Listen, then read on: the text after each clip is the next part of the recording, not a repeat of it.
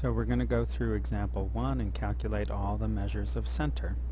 So to find the mean of a data set, and you may recall this from middle school, but to find the mean of a data set, add the numbers together.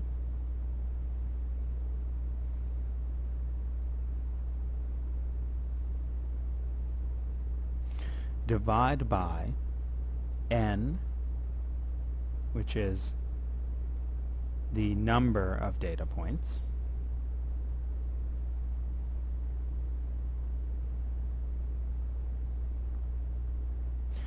and typically, depending on what type of data you have, you either want to round to the nearest tenth or the nearest hundredth. What I usually do is, if the data already has 2 decimal places, I round to 3 decimal places, just to show anyone that's looking at my work that that I did have to round. So, but if you need a rule, let's say round to 2 decimal places. Okay, so I'm now going to find the mean of this data set. So to find the mean, and you're going to see how I show my work. This is also the way my AP students show their work. So we have we have 8 students and their hourly wages. So what I'm going to do is you first add the numbers together, so 1650 plus 875 plus, and I'm just going to put dot dot dot plus, because I'm adding this, then I'd add those, and plus 925. And then I'm going to divide by how many data points there are, or how many students there are, and there are 8 in total. So here, I'm going to take my calculator. So in my calculator, I'm going to first do that sum, the numerator, 1650 plus 875 plus 865 plus 910 plus 825 plus 845 plus 825 plus 925. And my sum is 77.2 divided by 8.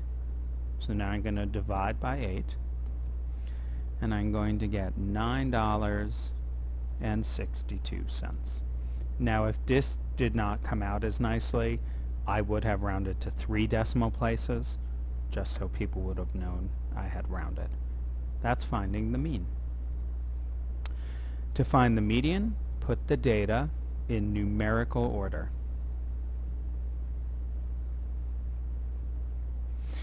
If there is an odd number of data points, then the median is the center value. But if there's an even number of data points, and we're going to see it with this one, then round the 2 middle values. I should say here, average, or find the mean of the 2 middle values. So if I put this data in order, and you're going to see, because I'm going to cross out and everything. First, I'm going to look for the smallest amount, seems to be 825. And there are 2, and so I'm going to list it twice. 825, 825. Next is 845. And you'll see as I do it, I'm actually crossing out on my data set. Then 865, 875.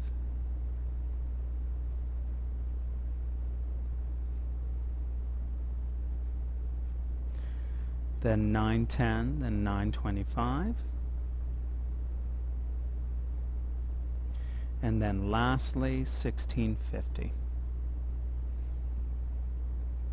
And so what I'm going to do really quick is up here I said I had 8 students. I had 8 data points. I'm going to count them. 1, 2, 3, 4, 5, 6, 7, 8. Okay. Now the way you find the median I'm going to cross out the smallest value, cross out the largest value. Cross out the second smallest, second largest, third smallest, third largest, and I'm left with 2 in the middle.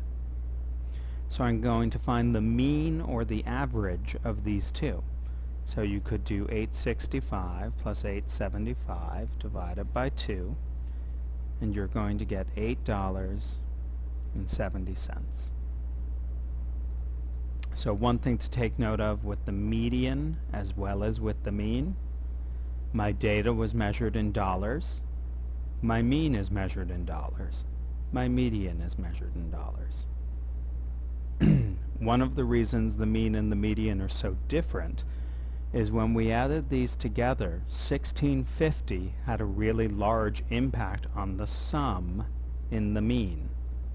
But it doesn't have a large impact with the median because we crossed it out at the same time that we crossed 825 out. Then to find the mode, find the observation that occurs the most. And if you did the median by writing the numbers in order, I have 825 occurs twice, and so the mode is $8.25. Now, which measure of center best represents the data and why? In this case, I would say the median. And the reason, the student making